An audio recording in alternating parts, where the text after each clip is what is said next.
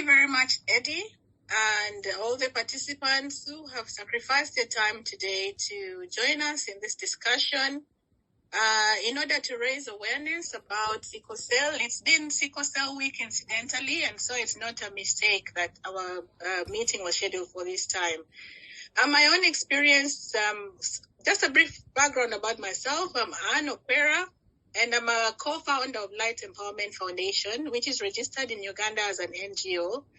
Currently, I am living in the UK, and that's where I'm doing the work as a volunteer for Light Empowerment Foundation. We are in the areas of health, education, empowerment and livelihood, and leadership or governance. So those are our key thematic areas that we are operating in. So health, this webinar falls under our health thematic area. Just a little bit more. My experience with sickle cell goes way back when I interfaced with a friend who really I could see was struggling with sickle cell. It affected her life. It affected her health so much.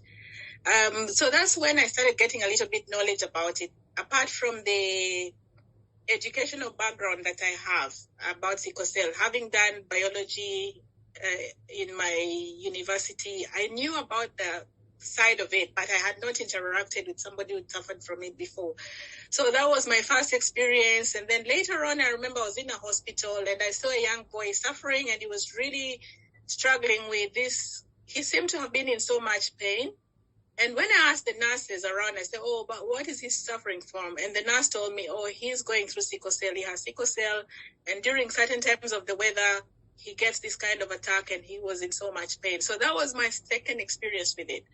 And then sometime in 2018, 2019, I interacted with the late chairman of Africana or BMK Group, Haji Ibrahimu, the late. And he explained to me the work he was doing in sickle cell, raising awareness about it through that foundation, Uganda Sickle Cell Rescue Foundation. And he told me of his the efforts he was doing to fundraise for the work in Uganda.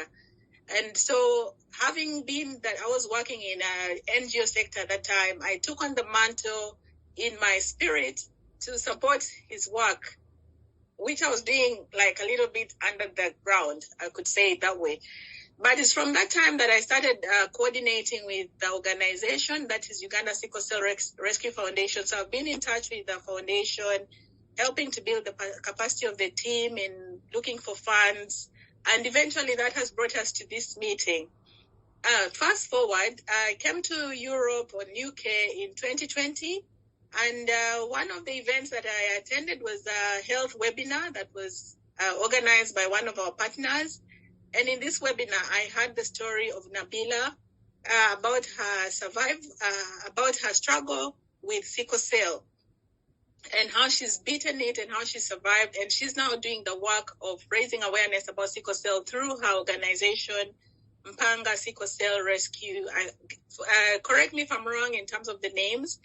Mpanga Sickle Cell Foundation in the UK. So when I heard the story, I really got the passion to work behind the scenes and bring the awareness of sickle cell out to the masses and let people know about it, how they can prevent it and how they can, protect, how they can support most importantly, how they can support those who already are surviving with sickle cell.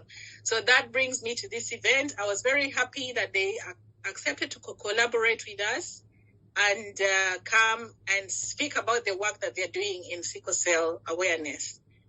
And just before I end my side of the story, I was doing a health check myself in 2021, a routine health check with my GP here.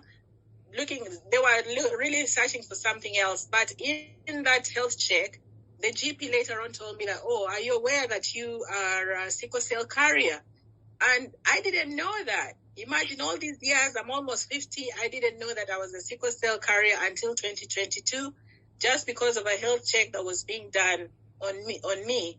And I got that information. And that took me back to some of my health situations and symptoms that I might not have known in the past, which I now attribute it to that being that I'm a carrier of it, because many people may say, oh, you're a carrier, you'll not have the symptoms. But I've learned now that even as a carrier, you will exhibit some symptoms of, it will affect you in certain ways.